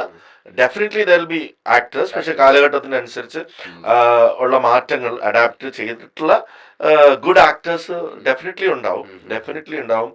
ഇപ്പൊ ഓൾറെഡി തന്നെ നമുക്ക് ഉണ്ടല്ലോ, ഐ മീൻ വണ്ടർഫുൾ ആക്ടേഴ്സ്. നമ്മൾ മലയാളത്തില് എനിക്ക് തോന്നുന്നു Malayalam is blessed with bunch of heavy duty actors എന്ന് വേണമെങ്കിൽ പറയാം. അത്രയും ടാലന്റ് ഉള്ള ആക്ടേഴ്സ് ഒരു പൂൾ ഓഫ് ആക്ടേഴ്സ് ഉള്ളത് മലയാളത്തിൽ മാത്രമാണെന്ന് വേണമെങ്കിൽ പറയാം. ഈ വിദേശത്ത് എന്താ പറയാ യൂറോപ്യൻ കൺട്രീസിലുള്ള ആൾക്കാർ റിയാക്ട് ചെയ്യൂല്ലോ നമ്മുടെ മലയാളം മൂവീസ് ഒക്കെ, അപ്പൊ കയറി വരുന്ന ഒരു രോമാഞ്ചുണ്ട്. ആടിന്റെ ഒക്കെ റിയാക്ഷൻ ഞാൻ അങ്ങനെ കണ്ടിട്ടുണ്ട്. അതായത് അവരത് കണ്ട് വാച്ച് ചെയ്തിട്ട് അവരുടെ റിയാക്ഷൻസ് അവരെ പൊട്ടിച്ചിരിക്കുകയാണ്. കാണുമ്പോൾ ഭയങ്കര ഫണി ആയിട്ട് തോന്നും. പടക്കളമൊക്കെ പഞ്ചാബിലൊക്കെ ഇരുന്നിട്ട് ചിലവര് ഇത് രസമുണ്ട്. പുതിയൊരു ഓഡിയൻസ്. ഈ പ്രൊഡ്യൂസർ എന്നുള്ള നിലയ്ക്ക് ഇപ്പൊ നമ്മുടെ ഒരു പ്രഷർ എന്ന് വെച്ച് കഴിഞ്ഞാൽ ഈ 100 crore ക്ലബ് 200 crore ക്ലബ് എന്ന് പറയുന്ന ഒരു പരിപാടി ഉണ്ടല്ലോ, ഇതൊരു സ്ട്രെസ് ആയിരുന്നു കേട്ടോ താങ്കൾക്ക്? അങ്ങനെ ഞാൻ ഒരിക്കലും അതിനെയൊന്നും ചെയ്യില്ല. എനിക്ക് എന്നെ സംബന്ധിച്ചിടത്തോളം ബ്രേക്ക് ഈവൻ പ്ലസ് എക്സ് അതിന് കിട്ടുന്ന ബോണസ് അല്ലെ നമുക്ക് അങ്ങനെ. പക്ഷെ ആടിലങ്ങനെ അല്ല കേട്ടോ, ആടിലേക്ക് ഒരുപാട് പൈസ വേണം. നമുക്ക് കുറെ നഷ്ടങ്ങൾ ഉണ്ടായിട്ടുണ്ട്. ആടിലേക്ക് ഒരുപാട് പൈസ വേണം, അത്രയും കൂടുതൽ ഇൻവെസ്റ്റ് ചെയ്തിട്ടുണ്ട്. പിന്നെ എന്നെ വിശ്വസിച്ച് ഒരു പാവ മനുഷ്യൻ ഒരുപാട് പൈസ ഇട്ടിട്ടുണ്ട്. ആദ്യം അദ്ദേഹത്തിന്റെ പൈസ തിരിച്ചു കൊടുക്കണം, അത് കഴിഞ്ഞ് എനിക്ക് കുറച്ച് പൈസ വേണം. കാരണം നമുക്ക് എപ്പോഴും ഒരു സിനിമ വരുമല്ലോ, നമുക്ക് ഇതുവരെയുള്ള കാര്യങ്ങളെല്ലാം that is hard for me, putting all the eggs in one basket എന്ന് പറയുന്നത്. സോ ആട് എന്ന് പറഞ്ഞാൽ അത്രയും കഷ്ടപ്പെട്ടിട്ടുണ്ട്, വി ഡിസേർവ് ഇറ്റ്. അപ്പം എനിക്ക് ഇത്രയും ഇതിലും വലിയൊരു കമേഴ്ഷ്യൽ സിനിമ എനിക്ക് ചെയ്യാം, ഇനി ചെയ്യുമായിരിക്കാം. പക്ഷെ ഇനി ചിലപ്പോൾ ഒരുപാട് വർഷങ്ങൾക്ക് ശേഷമൊക്കെ ചെയ്യും. പക്ഷെ അത്രയും എഫർട്ട് ഇതിനകത്ത് ഇട്ടിട്ടുണ്ട്, അത്രയും കമേഴ്ഷ്യൽ വാല്യൂ ഉണ്ട്, അത്രയും എല്ലാ ചേരുവകളും ഇട്ടിട്ടുണ്ട് എന്ന് നമ്മളെ കഴിഞ്ഞ ജനങ്ങളാണ് തീരുമാനിക്കേണ്ടത്. But it's a big budget film. എനിക്ക് തോന്നുന്നു മലയാളത്തിലെ തന്നെ ടോപ്പ് 5 വരുന്ന ടോപ്പ് 4 or 5 വരുന്നുണ്ട് ബഡ്ജറ്റ്. പക്ഷെ ഞാൻ എപ്പോഴും ഈ ഇത്ര കോടി അത്ര കോടി എന്ന് പറയാറില്ല. ഈ പറയുന്ന 100 കോടി എന്ന് പറയുന്ന പോലെയാണ് 100 കോടിയിൽ നിർമ്മിച്ച സിനിമ, 75 കോടിയിൽ നിർമ്മിക്കുന്ന സിനിമ, അതും ഞാൻ പറയാറില്ല. നല്ല പൈസ ആയിട്ടുണ്ട് എന്ന് വേണമെങ്കിൽ പറയാം, കാശ് കുറെ ആയിട്ടുണ്ട്. ഞാൻ പറഞ്ഞില്ലേ മലയാളത്തിലെ ടോപ്പ് മോസ്റ്റ് ബഡ്ജറ്റ് സിനിമകളിൽ 3-4 ഉള്ളിൽ തന്നെ ഇരുന്ന് വരുന്നുണ്ട്. പക്ഷെ അത് പറയാത്തതിന്റെ കാരണം എന്ന് പറഞ്ഞാൽ എന്തിനാ നമ്മൾ അങ്ങനെ ഒരു ബഡ്ജറ്റ് ഇട്ടിട്ടു ഓക്കെ നിങ്ങൾ ഇത്രയും അതൊന്നും കാണുന്നില്ലല്ലോ എന്നും പറയേണ്ട ആവശ്യമില്ല. നമ്മളൊരു സിനിമ ചെയ്തിട്ടുണ്ട്, അത്യാവശ്യം നല്ല പൈസ ആയിട്ടുണ്ട്, അതെ അതെ നിങ്ങൾക്ക് ഇഷ്ടപ്പെടും എന്ന് പറയാം. അപ്പൊ ഇപ്പൊ ആരും I don't want anybody going to the theatre with 75 കോടി രൂപയുടെ ഒരു പടം കാണാം. ശരിയാ, നമുക്ക് അങ്ങനെ ഇതാണോ നിങ്ങൾ 75 കോടി രൂപയ്ക്ക് ചെയ്ത്? അതിന്റെ ഒന്നും ആവശ്യമില്ല, നല്ല സൈസ് ആയിട്ടുണ്ട്, നിങ്ങൾക്ക് ഇഷ്ടപ്പെടും എന്നുള്ള. So I don't believe in നമ്മളിപ്പം ഞാൻ ഈ പടക്കളം ഇതായപ്പോഴും ഞാൻ പറഞ്ഞു എനിക്ക് ലാഭമായി, എത്ര അതൊന്നും പ്രശ്നമില്ല. അപ്പം പിന്നെ ഞാൻ എപ്പോഴും ആദ്യം തൊട്ടേ പണ്ടെൻ്റെ അടുത്ത് ചോദിച്ചപ്പോഴും എന്താണ് വിജയബാബുവിന്റെ പ്രൊഡക്ഷൻ എന്നുള്ളത് പറഞ്ഞ് അടുത്ത സിനിമ ചെയ്യാൻ ഉണ്ടാവണം. അടുത്ത സിനിമ ചെയ്യണമെങ്കിൽ നമുക്ക് ഈ മുടക്കിയ പൈസ തിരിച്ചു കിട്ടണം, പ്ലസ് അതിന്റെ നമ്മൾ ഇത്രയും എഫേർട്ട് എടുത്തതിന്റെയും നമ്മൾ അതിന് എടുത്ത റിസ്കിന്റെയും ഒരു റിട്ടേൺ ഓൺ ഇൻവെസ്റ്റ്മെന്റ് കൂടെ കിട്ടണം. അത്രേ ഉള്ളൂ. നമുക്ക് ഇനി സിനിമ ചെയ്യാൻ അറിയാം. I don't believe cinema is A luck. അതില് ഭാഗ്യം എന്ന് പറയുന്നത് അത് കറക്റ്റായിട്ട് അതെല്ലാം കൂടെ, അതായത് നമ്മളിപ്പം 4 P's ഓഫ് മാർക്കറ്റിംഗ് എന്ന് പറയുന്ന പോലെ നമ്മളിപ്പോൾ ഒരു സിനിമ റിലീസ് ചെയ്യുമ്പോൾ മഴ പെയ്യാതിരിക്കുന്നത് ഭാഗ്യം, ഒരു പാൻഡമിക് വരാതിരിക്കുന്നത് ഭാഗ്യം, ഒരു സിനിമ നടത്തുമ്പോൾ നമ്മൾ ഒരുപാട് പേര് യൂണിയനാണ്, അവിടെ ആർക്കും ഒരു ആക്സിഡന്റോ അതുകൊണ്ട് ആ സിനിമ നിൽക്കാത്തത് ഭാഗ്യം, നമ്മൾ ആ സിനിമ സ്ക്രിപ്റ്റിലുള്ള പോലെ ഉരുത്തിരിഞ്ഞു വരുന്നത്, എല്ലാം ഒത്തുവരുന്നത്, ഒരാളും മിസ്റ്റേക്ക് ആയാൽ മതി, ഒരു ആക്ടർ മോശമായാൽ മതി, അല്ലെങ്കിൽ ക്യാമറമാൻ മോശമായാൽ മതി, മ്യൂസിക് RR മോശമായ ഒരു സിനിമ, അപ്പം എല്ലാം കൂടെ ഒത്തുവരുന്നത് കറക്റ്റ്, ആ മിക്സ് കറക്റ്റ് ആവുന്നത് ഭാഗ്യം. അല്ലാതെ സിനിമ മൊത്തത്തിൽ ഭാഗ്യം എന്ന് ഞാൻ വിശ്വസിക്കുന്നില്ല. അതുകൊണ്ട് നമ്മൾക്ക് കറക്റ്റായിട്ട് അത് ചെയ്യാൻ അറിയാം. അതുകൊണ്ട് അടുത്ത സിനിമ ചെയ്യാൻ ആ പൈസ ഇങ്ങനെ തിരിച്ചു തരണേ എന്നുള്ളതാണ് നമ്മളെ സംബന്ധിച്ചിടത്തോളം. അൾട്ടിമേറ്റ്ലി ഇത് ഭാഗ്യമല്ല, ഒരു കൈൻഡ് ഓഫ് ബിസിനസ് ആണല്ലോ. Definitely it's A business. അത് ഞാൻ ഈ ബിസിനസ് മാത്രമേ ചെയ്യുന്നുള്ളൂ. ഓക്കെ, ഇപ്പോ ഈ സൂപ്പർസ്റ്റിഷൻസിനെ പറ്റിയും സംസാരിക്കാറുണ്ട് സിനിമയിൽ, പ്രത്യേകിച്ച് നമ്മൾ പ്രൊഡക്ഷൻ പ്രൊഡ്യൂസേഴ്സിനെ പറ്റി സംസാരിക്കും. പക്ഷെ ചിലർ പറയും ഈ ആൾക്ക് കഴിഞ്ഞ 2 പടം വർക്കായില്ല, അതുകൊണ്ട് അതൊരു ഭാഗ്യമില്ലാത്ത ഒരു അൺലക്ക് ഫാക്ടറാണ്. അല്ലാന്നുണ്ടെങ്കിൽ എനിക്ക് വണ്ടി എടുക്കണമെന്നുണ്ടെങ്കിൽ ഈ നമ്പർ വേണം, എനിക്ക് റൂം ബുക്ക് ചെയ്യണമെന്നുണ്ടെങ്കിൽ ഈ നമ്പർ വേണം. ഈ സൂപ്പർസ്റ്റിഷൻസിലൊക്കെ വിശ്വാസം അങ്ങനെ ഐ എം ഗോഡ് ഫിയറിംഗ് ആണ്. പക്ഷെ സൂപ്പർസ്റ്റിഷൻസിൽ നമ്മളിപ്പം കൊച്ചിലെ നമ്മളെ വളർത്തിക്കൊണ്ടുവരുമ്പോ അച്ഛനമ്മമാര് പറഞ്ഞിരുന്ന ചില സൂപ്പർസ്റ്റിഷൻസ് അത് നമ്മുടെ ഉള്ളിൽ കയറിപ്പോവും. അത് ചെറിയ ചെറിയ കാര്യങ്ങളായിരിക്കാം. അപ്പം രാവിലെ ഇന്ന ദിവസം ഇപ്പം കുളിച്ചിട്ട് അമ്പലത്തിൽ പോയിട്ട് വല്ലതും കഴിക്കാവുള്ളൂ, അല്ലെങ്കിൽ അങ്ങനെയൊക്കെയുള്ള ചെറിയ നമ്മള് അതല്ല, അതൊരു സൂപ്പർസ്റ്റിഷൻ ആണെന്നല്ല, അതൊരു കസ്റ്റമാണ്. ആ കസ്റ്റംസ് ഫോളോ ചെയ്യുന്നുണ്ട്. പക്ഷേ സൂപ്പർസ്റ്റിഷനെ വിശ്വസിക്കുന്നു. ഈ ലക്കിന്റെ കാര്യം ഞാനിപ്പോ ഷൂട്ടിങ്ങിന് ഇറങ്ങി വരുമ്പോ പൂച്ച കുറുക്കിയാടി എന്ന് പറഞ്ഞിട്ട് തിരിച്ച് വീട്ടിനകത്തോട്ട് പോയി ഇരിക്കത്തില്ല. നമുക്ക് ഏത് പറയാനും കുഴപ്പമില്ല, ഏത് കാരണം പറയാനും കുഴപ്പമില്ല, അങ്ങനെ ഏത് കാരണം പറയാനും കുഴപ്പമില്ല. അതിലൊന്നും ഒരു കാര്യമില്ല. അങ്ങനെയുള്ള പ്രശ്നങ്ങളൊന്നുമില്ല.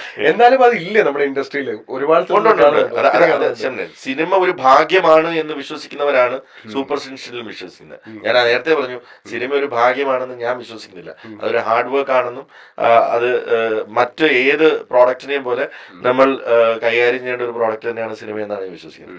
അതുകൊണ്ട് തന്നെ ഈ ഭാഗ്യം ആണ്, സിനിമ ലക്ക് നമുക്ക് അടിച്ചു എന്ന് പറഞ്ഞാൽ അങ്ങനെ വിശ്വസിക്കുന്നവർക്കാണ് സൂപ്പർസ്റ്റിഷൻസിലും വിശ്വാസം ഉണ്ടാവുമെന്നാണ് എനിക്ക് തോന്നുന്നത്. ഈ ഡിപ്ലോമസിയുടെ ഒരു ഫീൽഡ് കൂടിയാണോ സിനിമ? ഡിപ്ലോമസി വേണം, പക്ഷെ എപ്പോഴും ഡിപ്ലോമസി കൊണ്ട് മാത്രം നമുക്ക് പിടിച്ചിരിക്കാനും പറ്റില്ല. ഞാൻ അങ്ങനെയാണ് വിചാരിച്ചിരുന്നത്. പക്ഷെ ഞാൻ കുറെ നമ്മൾ കോർപ്പറേറ്റിൽ ഇരുന്നിട്ടുള്ളതുകൊണ്ട് ഞാൻ ഡിപ്ലോമാറ്റിക് ആയിട്ട് കാര്യങ്ങൾ ഹാൻഡിൽ ചെയ്യുന്ന ശ്രമിക്കാറുണ്ട്. എൻ്റെ ഒരു വേ ഓഫ് അപ്രോച്ചിങ് തിങ്സും അങ്ങനെ തന്നെയാണ്. ഒരു 80% ടൈം അത് വർക്ക് ആവാറുണ്ട്. ഇൻഡസ്ട്രിയിൽ ഡിപ്ലോമസി ഇല്ലാതെ നമുക്ക് പിടിച്ചിരിക്കാൻ പറ്റില്ല. പക്ഷെ ചിലയിടത്ത് അത് വർക്ക് ആവാറുമില്ല. ചിലയിടത്ത് നമ്മൾ അഗ്രസീവ് ആയാലേ നിൽക്കുള്ളൂ. Take the bull by the horns എന്നാണ്. ഈ അതുപോലെ തന്നെ സിനിമയിലുള്ള ബന്ധങ്ങൾ, അതായത് എല്ലാരും പറയുന്നത് ടെമ്പററി അല്ലെങ്കിൽ പെർമനന്റ് ആയിട്ടുള്ള ഫ്രണ്ട്സും ഇല്ല, പെർമനന്റ് ആയിട്ടുള്ള എനിമീസും ഇല്ല എന്ന് പറയും. So how do you manage ഇതിനൊരു ബാലൻസ് വേണ്ട ആക്ച്വലി ഈ ഡിപ്ലോമസിയുമായിട്ട് കണക്ട് ചെയ്ത്? എല്ലാ ബന്ധങ്ങളും അങ്ങനെയാണെന്നുമല്ല. ചില സ്ട്രോങ് ബോണ്ടിങ് ഉള്ള ഗ്രൂപ്പ്സ് ഉണ്ട്. പക്ഷെ ഒരു മെജോറിറ്റി ഈ പറയുന്ന സ്ഥായി ആയിട്ടുള്ള ഒന്നുമില്ല എന്ന് അങ്ങനെയുള്ളൂ. ഐ മീൻ ഓരോ ഫ്രൈഡേയും ഓരോ പുതിയ പുതിയ ആൾക്കാർ വരുന്നു, പുതിയ പുതിയ റിലേഷൻഷിപ്സ് വരുന്നു. എന്ന് വെച്ചാൽ ഒരു ഡയറക്ടർ ഒരു ആക്ടർ ഒരു സിനിമ ചെയ്യുന്നു, ഒരു ബോണ്ടിങ് ഉണ്ടാവും. നാളെ ആ ആക്ടർ വന്ന പോലെ തന്നെ പോയിട്ടുണ്ടാവും എന്ന് വെച്ചിട്ട് ആ ഡയറക്ടർ പുള്ളി വെച്ച് തന്നെ പടം എടുക്കണമെന്നൊന്നുമില്ല, അടുത്ത ആക്ടറിലേക്ക് പോകും. അപ്പം അങ്ങനെ ഇപ്പം ഞാൻ ഒരു പ്രൊഡ്യൂസറാണ്, ഞാൻ ഒരു ആക്ടറെ വെച്ച് പടം ചെയ്തു, പിന്നെ എനിക്കത് ചെയ്യണമെന്ന് തോന്നില്ല. ആ സിനിമ എടുക്കുമ്പോൾ നമ്മൾ 100-120 ദിവസം ഒരുമിച്ചുണ്ട് അല്ലേ, വളരെ സ്ട്രോങ് ആയിട്ടുള്ള ഒരു ഫ്രണ്ട്ഷിപ്പ് നമ്മൾ. പക്ഷെ നാളെ ആക്ടർ ഇൻഡസ്ട്രിയിൽ നന്നായി പോണില്ല എന്നുണ്ടെങ്കിൽ അങ്ങനെ ചെയ്യണമെന്നില്ല. ഇപ്പം ഞാനെന്നല്ല ആരല്ല. അപ്പം അങ്ങനെ ഒരു ഒരു ബന്ധമൊന്നും നേരത്തെ പറഞ്ഞ പോലെ തന്നെ നത്തിങ് ഇസ് പെർമനന്റ്. ആക്ടിംഗ് ആണോ അതോ പ്രൊഡക്ഷൻ ആണോ നമ്മൾ ആക്ച്വലി പാഷനേറ്റ് ആയിട്ടും അതുപോലെ തന്നെ എൻജോയ് ചെയ്യുന്നത്? എനിക്ക് തോന്നുന്നു ആക്ടിംഗ് ആയിരിക്കും പ്രൊഡക്ഷനെക്കാളും കുറച്ചുകൂടെ ചെയ്യാൻ പറ്റുക. എനിക്ക് പ്രൊഡക്ഷനും ഞാൻ എൻജോയ് ചെയ്യാറുണ്ട്. ഞാൻ പറഞ്ഞില്ലേ, അത് ഞാൻ ചാനലിൽ ഇരിക്കുമ്പം ചെയ്തു വന്ന ജോലിയാണ്. പ്രൊഡക്ഷനും ഞാൻ എൻജോയ് ചെയ്യാറുണ്ട്. എനിക്ക് ആ സ്ക്രിപ്റ്റ് സെലക്ഷനും ഞാൻ ഓരോ പ്രോസസ്സും ഞാൻ ആക്ടിങ് ഈസ് നമുക്ക് സ്ട്രെസ് ഫ്രീ ആയാൽ മാത്രമേ ആയാലും. ആക്ടിങ് അത്ര സ്ട്രെസ്സുള്ള പണിയല്ല. ഇനി ആരത് ഭയങ്കര സ്ട്രെസ്ഫുൾ ആണെന്ന് പറഞ്ഞാലും അത് ചുമ്മാ ജാടയ്ക്ക് പറയുന്നതാണ് എനിക്ക് തോന്നുന്നത്. അത് നാച്ചുറലി നമുക്ക് ഒരു വട്ടം വന്നു കഴിഞ്ഞ് കഴിഞ്ഞാൽ അത് ഒരു നാച്ചുറൽ ആക്ടറിന് ഈസി ആയിട്ട് അത് പുൾ ഓഫ് ചെയ്യാൻ പറ്റും. ആക്ടിങ് അത്ര സ്ട്രെസ്ഫുൾ പണിയാണെന്ന് എനിക്ക് തോന്നുന്നില്ല. ഇറ്റ്സ് വെരി എളുപ്പമുള്ള പണിയാണ് കമ്പാരിറ്റീവ്ലി. ഇപ്പോൾ ഡയറക്ടറിനെ വെച്ചും അല്ലാന്നുണ്ടെങ്കിൽ ആ സെറ്റിൽ വർക്ക് ചെയ്യുന്ന ടെക്നീഷ്യൻസിനെ വെച്ച് കമ്പയർ ചെയ്യുമ്പോൾ ഭയങ്കര ഏറ്റവും പഴയ രാജാക്കന്മാരാണ് ഇന്നത്തെ ആക്ടേഴ്സ് എന്ന് എനിക്ക് തോന്നാറുണ്ട്. പഴയ രാജാക്കന്മാരാണ് ഇന്നത്തെ ആക്ടേഴ്സ് എന്ന് എനിക്ക് തോന്നിയിട്ടുണ്ട്. കാരണം അവർക്ക് എല്ലാ പ്രിവിലേജസും ഉണ്ട്, ഓൾ പ്രിവിലേജസ് എല്ലാം അവർക്ക്. It's on A platter.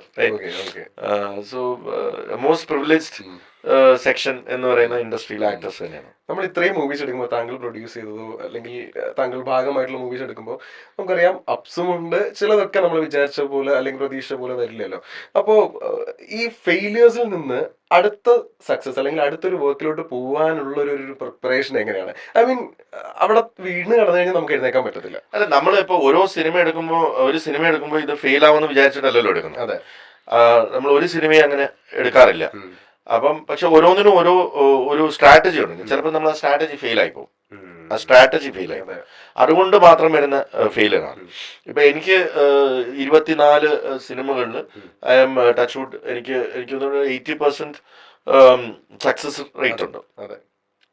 എന്ന് വെച്ചാൽ I am not talking about only box office. ഇപ്പൊ ആട് 1 ബോക്സ് ഓഫീസ് ഫെയിലിയർ ആണെന്ന് പറയും, ശരിയാണ്, പക്ഷെ എനിക്ക് ഫൈനാൻഷ്യൽ ഫെയിലിയർ അല്ല അത്. You understand? അപ്പൊ 80% സക്സസ് റേറ്റ് എന്ന് പറയുന്നത് I have not lost money in 80% of the films which I made, but 20% loss. അത് ഓഫ് ലേറ്റ് ആണ് അങ്ങനെ വന്നിട്ടുള്ളത്. അതിൽ എനിക്ക് എടുത്തു പറയാൻ പറ്റും, എനിക്ക് തോന്നുന്നു മുത്തുഗൗ ആയിരിക്കണം ആദ്യത്തെ ഒരു എൻ്റെ ബിസിനസ്. പക്ഷെ അന്ന് മുത്തുഗവും അടികപ്പേരെ കൂട്ടുമണിയും ഒരു ബിസിനസ് പ്ലാൻ ആയിരുന്നു. അത് മനസ്സിലായില്ല, ഒരു ബിസിനസ് പ്ലാൻ തന്നെ ഒരു ദിവസം ഷൂട്ട് തുടങ്ങി ഒരേ ദിവസം ഷൂട്ട് തീർന്നു, 2 ട്രിവാൻഡ്രത്തെ. അപ്പൊ അത് എന്നെ സംബന്ധിച്ചിടത്തോളം അത് ഒരു ബിസിനസ് പ്ലാനാണ്. അപ്പൊ അടികപ്പേരെ made for both the films. അപ്പം അന്നും പക്ഷെ അത് മുത്തുഗവ് എന്റെ ഫേവറേറ്റ് ഫിലിമാണ്, വിപിൻ ദാസിന്റെ first film, one of my favourite films ആണത്. അത് വർക്ക് ആവാഞ്ഞതിന് അതിന്റെ റീസൺ ഉണ്ട്. ഞാൻ പറഞ്ഞില്ലേ, നേരത്തെ പറഞ്ഞ പോലെ എല്ലാം ഒത്തുവരുമ്പോഴാണ് ഒരു സിനിമ. അത് ഇറക്കിയ ടൈം ഇലക്ഷൻ ടൈമിലായിരുന്നു. അപ്പൊ അത് റോങ് ടൈമിൽ റിലീസ് ചെയ്ത ഒരു സിനിമ. പിന്നെ എനിക്ക് ഈ ഓഫ് ലൈറ്റിൽ ഇപ്പൊ തീർപ്പ് എന്ന് പറയുന്ന സിനിമ, അത് OTT വേണ്ടി ചെയ്ത ഫിലിമാണ്. OTT റിലീസ് ചെയ്യാൻ വേണ്ടി എഗ്രിമെന്റ് വരെ വെച്ച ഫിലിമാണ്. ബട്ട് അൺഫോർച്ചുനേറ്റ്ലി അതിന്റെ പോസ്റ്റ് പ്രൊഡക്ഷൻ ഡിലേ ആവുകയും പാൻഡമിക് എൻഡ് ചെയ്യുകയും തിയേറ്റേഴ്സ് ഓപ്പൺ ആവുകയും ചെയ്തു. തിയേറ്റേഴ്സ് ഓപ്പൺ ആവുകയും ചെയ്തപ്പോൾ അത് ഡെഫിനറ്റ്ലി അതൊരു നോൺ തിയേറ്ററിൽ റിലീസ് ആവേണ്ട സിനിമയല്ല. ദെൻ ദ പ്ലാറ്റ്ഫോമിന്റെ റൂൾ മാറുകയും അത് തിയേറ്ററിൽ റിലീസ് ചെയ്യണം, എന്നാൽ മാത്രമേ ഇത് അറിയാൻ പറ്റില്ല. അവരുടെ പോളിസിയാണ്, ആ പോളിസിയിൽ നമുക്ക് ചോദ്യം ചെയ്യാൻ പറ്റില്ല. അല്ല, നിങ്ങൾ അത് നമ്മുടെ ഭാഗത്തൊന്നും ഡിലേ ഉണ്ട്, ആ ഡിലേ വന്നതുകൊണ്ടാണ് അങ്ങനെ വന്നത്. അങ്ങനെ അത് തിയേറ്ററിൽ റിലീസ് ചെയ്യേണ്ടി വന്നു. സോ അതിൻ്റെതായ എന്ന് വെച്ചാൽ ഫൈനാൻഷ്യൽ ലോസ് ആണെന്ന് ജസ്റ്റ് പറയുകയാണ്. പിന്നെ വാലാട്ടി എന്ന് പറയുന്ന സിനിമ, വാലാട്ടി ഡെഫിനറ്റ്ലി അതും ഒരു കൈൻഡ് ഓഫ് മൈൽസ്റ്റോൺ ആണ്. അത് മൈൽസ്റ്റോൺ ആണ്. ബട്ട് അതില് പ്രീ പ്രൊഡക്ഷനിൽ തന്നെ 2 കോടി രൂപയ്ക്ക് മേലെയായ സിനിമയാണ്. അങ്ങനെ ചെയ്യേണ്ട ഒരു സിനിമയാണ്. കാരണം ആ ഡോഗ് കുട്ടികളെ വാങ്ങിച്ച് നമ്മൾ ഫാം ഹൗസിൽ സെറ്റ് ചെയ്ത് ട്രെയിനിങ് തുടങ്ങിയപ്പോഴാണ് പാൻഡമിക് വരുന്നത്. അങ്ങനെ 3 വർഷത്തോളം ഇതിനെ നമ്മൾ ഒറ്റയ്ക്ക് വിട്ടിട്ട് പോകാൻ പറ്റില്ലല്ലോ. അപ്പം നമ്മൾ അതിനെ ഡോക്ടർ, ട്രെയിനേഴ്സ് ഇതിനെയൊക്കെ വെച്ച് നമ്മൾ അതിനെ ട്രെയിൻ ചെയ്യിച്ചു. അതിനെ എത്രയോ 5-6 പേരും ഇത്രയും പേരെ നോക്കണ്ടേ. അപ്പൊ അങ്ങനെ കോസ്റ്റ് നമ്മുടെ കൈ നിന്നില്ല. അത് ബാലാട്ടിയുടെ കോസ്റ്റ് ഓൾമോസ്റ്റ് 8.59 crores ആയിട്ടുണ്ട്. അപ്പം അത് നമ്മൾ അറിഞ്ഞുകൊണ്ടിടുന്നതാണ് അത്. പക്ഷെ നമ്മുടെ പ്ലാൻ തെറ്റുന്നത് എവിടെയാന്ന് വെച്ചാൽ നമ്മൾ കുട്ടികളെ അണ്ടർ എസ്റ്റിമേറ്റ് ചെയ്തു. എന്ന് വെച്ചാൽ കുട്ടികളെ അണ്ടർ എസ്റ്റിമേറ്റ് ചെയ്യുന്നുണ്ടെങ്കിൽ ഈ സമയത്ത് ഈ ഒരുപാട് കാർട്ടൂൺ ഫിലിംസ്, അനിമേഷൻ ഫിലിംസ് ഇതെല്ലാം വരികയും കുട്ടികളെ സംബന്ധിച്ചിടത്തോളം നമ്മൾ റിയൽ ഡോഗ്സിനെ വെച്ച് ചെയ്തോ അല്ലെങ്കിൽ ഇത് അനിമേഷൻ ആണോ, അതൊന്നും ആ വ്യത്യാസം ഇല്ല. അത് പിന്നെ നമുക്ക് നമ്മള് മുതിർന്നവർക്കാണ് ഓക്കെ അതിന്റെ ഇത് ഇങ്ങനെ, പക്ഷെ ഇത് ഉണ്ടാക്കിയത് കുട്ടികൾക്ക് വേണ്ടിയാണ്. എന്നാൽ അവരെ സംബന്ധിച്ചിടത്തോളം ഇറ്റ്സ് അപ്രസക്തമാണ്. വർക്ക് ആയത് കുറച്ചുകൂടി എൽഡേഴ്സിലായിട്ടാണ്. എനിക്കത് ഭയങ്കര വർക്ക് OTT ഗംഭീരമായിട്ട് വർക്കായി, തിയേറ്ററിക്കലി വർക്കായില്ലെന്നാണ് പറഞ്ഞത്. അപ്പം അങ്ങനെ ഈ കുറച്ച് സിനിമകളാണ് നമുക്ക് നമ്മളുടേതല്ലാത്ത റീസൺ കൊണ്ടിട്ട് വർക്കാവാഞ്ഞ സിനിമ. അത് നമുക്ക് അതിന്റെ റീസൺ വൈ എന്നുള്ളത് നമുക്ക് അറിയാവുന്നതുകൊണ്ട് പിന്നെ മറ്റുള്ള സിനിമയ്ക്ക് പ്രിപ്പയർ ചെയ്യേണ്ട കാര്യമൊന്നുമില്ല. ഈ സിനിമ എന്തുകൊണ്ടായില്ല എന്ന് വെച്ചാൽ നമ്മൾ എന്താണോ മുമ്പ് ചെയ്തുകൊണ്ടിരുന്നത് അത് തന്നെയാണ് അടുത്ത പടത്തിലും ചെയ്യുന്നത്. അല്ലാതെ ഇത്ര നമുക്ക് 2 ഫ്ലോപ്പായി ഇനി ഒരു ഹിറ്റ് ഉണ്ടാക്കാതൊന്നുമില്ല. ഇപ്പം പടക്കളം വർക്കാവുന്നു. നമുക്ക് ഇപ്പം കോവിഡ് സമയത്ത് ഉണ്ടായിരുന്ന ബാക്ക്ലോഗ് കളയുക എന്നുള്ളതായിരുന്നു ആദ്യത്തെ ഒരു ഇത്. അത് തീർന്നു കഴിഞ്ഞിട്ട് ഫ്രഷ് ആയിട്ട് നമ്മൾ 3 വർഷത്തിന് ശേഷം ഫ്രഷ് ആയിട്ട് തുടങ്ങിയ സിനിമയാണ് പടക്കളം. അത് വർക്കായി. അത് കഴിഞ്ഞിട്ട് ചെയ്യുന്നതാണ് ആട്. അത് വർക്കാവും എന്ന് വിചാരിക്കുന്നു. അത് കഴിഞ്ഞിട്ട് ചെയ്യുന്ന സിനിമയാണ് കാലന്റെ തങ്കക്കുടം എന്ന് പറയുന്നത്. എനിക്ക് ഹ്യൂമറിനോട് ഒരു പ്രത്യേക അട്രാക്ഷൻ ഉണ്ട്. അപ്പം ഹ്യൂമർ സിനിമകൾ എന്ന് പറയുമ്പം നമുക്ക് നോ പറയാൻ തോന്നുന്നില്ല. പക്ഷെ ഇനി ഞാനത് ചെയ്യില്ല. ഇനി ഒരു ത്രില്ലർ പരിപാടി പിടിച്ചിട്ടേ ഉള്ളൂ ബാക്കി കാര്യമെന്ന് പറഞ്ഞ് നിൽക്കുക. ഉണ്ടോ കഥ വല്ലോ?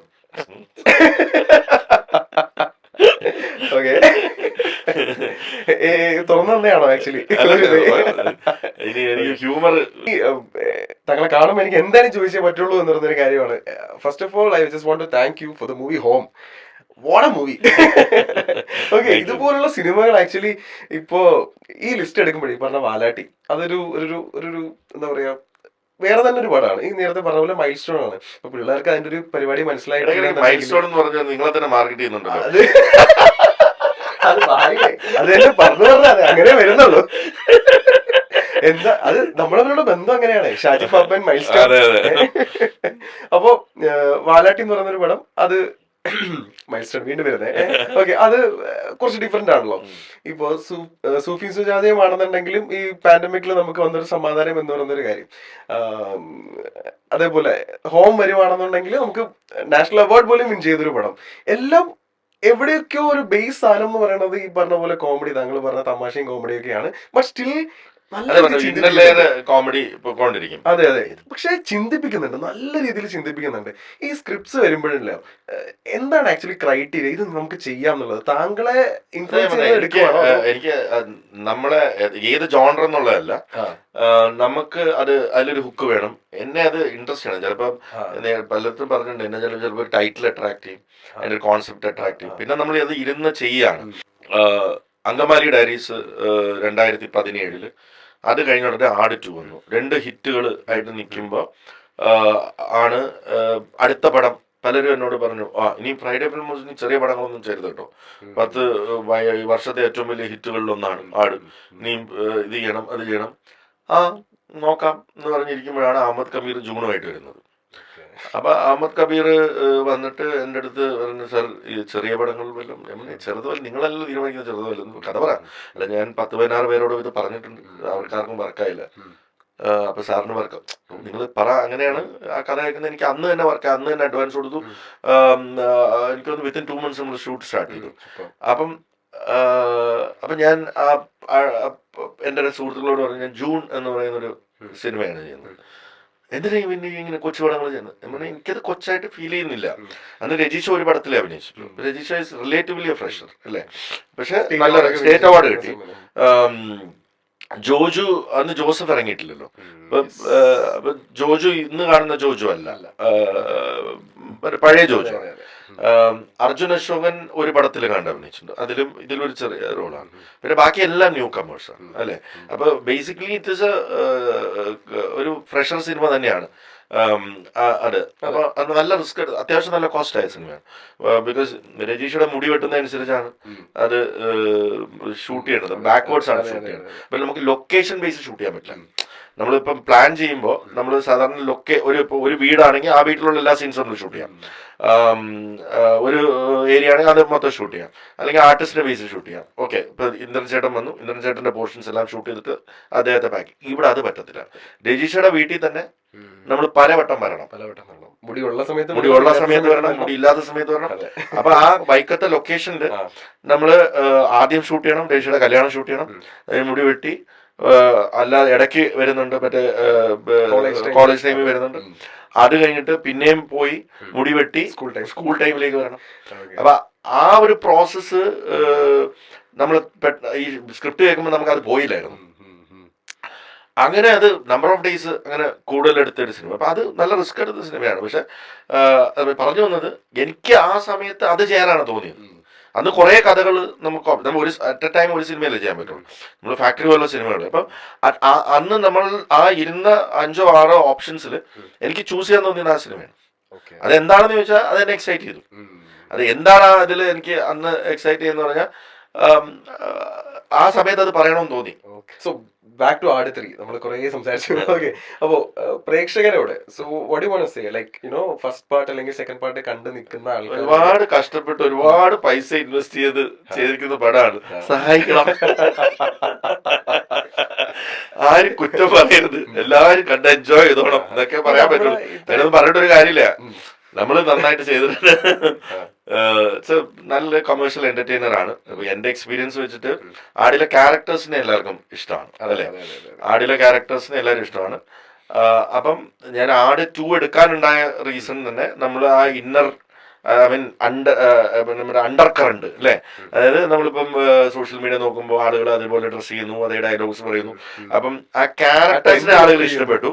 എന്തോ ഒരു സാധനം ആട് 1 ഇഷ്ടപ്പെട്ടില്ല, അതുകൊണ്ടായിരിക്കും അത് വർക്കാവാഞ്ഞത്. അപ്പൊ അതേ ക്യാരക്ടേഴ്സിനെ എടുത്ത് നല്ലൊരു സ്റ്റോറിയിലൂടെ എല്ലാം കറക്റ്റായിട്ട് വന്നു കഴിഞ്ഞാൽ ഇത് വർക്കാവും എന്നുള്ള അതേ ഫോർമാറ്റ് തന്നെയാണ് ഇവിടെ. ആ ക്യാരക്ടേഴ്സിനെ എടുത്ത് നമ്മൾ നല്ലൊരു സ്റ്റോറി ഉണ്ടാക്കിയിരിക്കുന്നു. പക്ഷെ ഇതിനകത്തുള്ള ഡിഫറൻസ് എന്ന് പറയുന്നത് വേറൊരു പ്ലോട്ടും കൂടെ അതിനകത്ത് വരുന്നുണ്ട്. അത് റിസ്ക് എലമെന്റ് ആണെന്ന് പറയത്തില്ല. നേരത്തെ പറഞ്ഞ പോലെ ചേഞ്ച് നിനക്ക് ചേഞ്ച് വേണം, ചേഞ്ച് വരുമ്പോൾ എന്ന് പറയുന്ന പോലെ ചേഞ്ച് കൊടുത്തിട്ടുണ്ട്. ടൈം ട്രാവലിന്റെ കാര്യം പറയില്ല. ടൈം ട്രാവൽ എന്താണ്? ഓക്കെ, അപ്പൊ ഇതിനകത്ത് എന്താണ് ചെയ്ത് വെച്ചിരിക്കുന്നത്, അല്ലെങ്കിൽ എന്താണ് അതിനകത്ത് വരുന്നത്, ടൈം ട്രാവൽ ഉണ്ടോ ഇല്ലയോ, ഈ ക്യാരക്ടേഴ്സ് ഒക്കെ എങ്ങനെയാണ് ഈ ഡിഫറെന്റ് ടൈം ലൈൻസിൽ വരുന്നത് എന്നുള്ളത് കാത്തിരുന്ന് തന്നെ കാണാം അല്ലെ. അപ്പോ we are eagerly waiting for the movie. ഒരു മൈൽ സ്റ്റോൺ ആവട്ടെ. അതെ, ഓക്കെ. സോ സീരിയസ്ലി കേട്ടോ, അതൊരു മൈൽ സ്റ്റോൺ ആവട്ടെ. അപ്പോ എന്താ പറയാ, I wish you all the best of everyone. Like movie success തന്നെ ആവട്ടെ. ആൻഡ് നമ്മളും കട്ട വെയിറ്റിംഗ് ആണ്.